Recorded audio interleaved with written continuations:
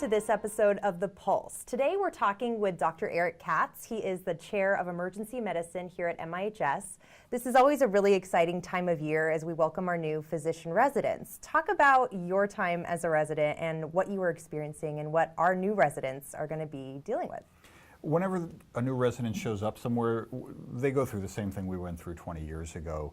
They're nervous. Sometimes they've moved across the country. They don't know anybody except their classmates who they just met last week or through social media.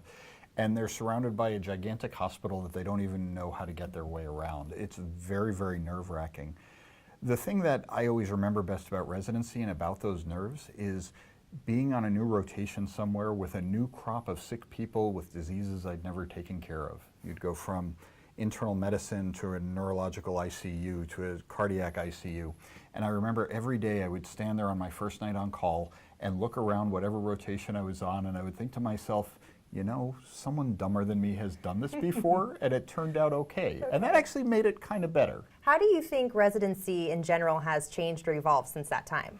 It's light years different. The supervision that I had in the late 90s was non-existent. Okay. You could see patients, you could learn the wrong way to treat them, but if you did it with confidence, people let you keep going with it and you could learn the wrong lessons. Now there's direct supervision virtually round the clock. Every procedure is supervised, and if you're doing something the wrong way, it'll be noticed and you'll have a chance to learn the right way. What can our residents here at MIHS expect in the first days and weeks? Probably a lot of hazing, probably a lot of true. grief and jokes.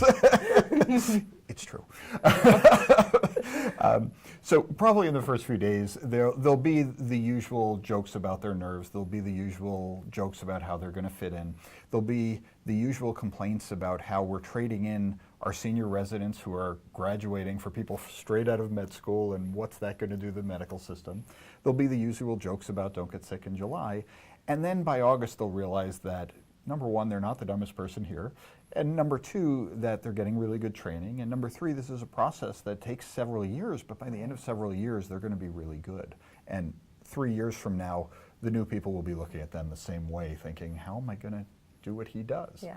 But in a month or two, they'll realize they'll be able to do what that person does. Do you notice there's a different atmosphere in the air when the new residents arrive? Absolutely. In some ways, really good. Like you said, there's a lot of excitement about it. In other ways, there's a little bit of dread about what's going to happen to the throughput and how closely do we have to check things. And at the end of the day, Maricopa has been through this for 50 or 60 years every July. That's right. This July won't be any different. And every year, our residents get better and better and better. Very good. Why is this such a popular place to train? I think it comes down to a few things. It's a safety net facility, which means that you have some direct autonomy and you get to get hands-on when you're treating the patients in a way that you don't get at some of the Ivy League institutions. There you have 5 specialists between you and every patient. Right. Here, you're with your patients. You have a safety net population that's very grateful for what we do.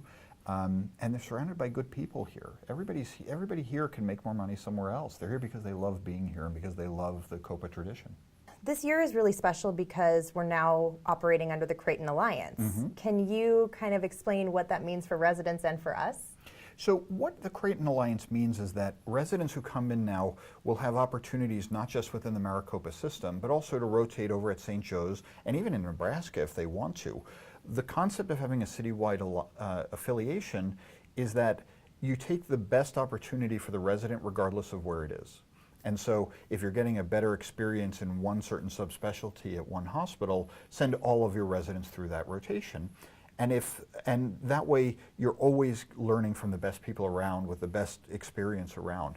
It opens up tons of doors. For us, it opens up some avenues in some areas that we just don't have a lot of experience with. So for example, emergency medicine residents will be working at Barrows Neurological Center, which is something that we've never had access to before. Is there anything else that we missed that you wanted to add and make sure that we know with these new residents arriving? You shouldn't get sick in July. I'll keep that in mind. Thank you so much. Thank you.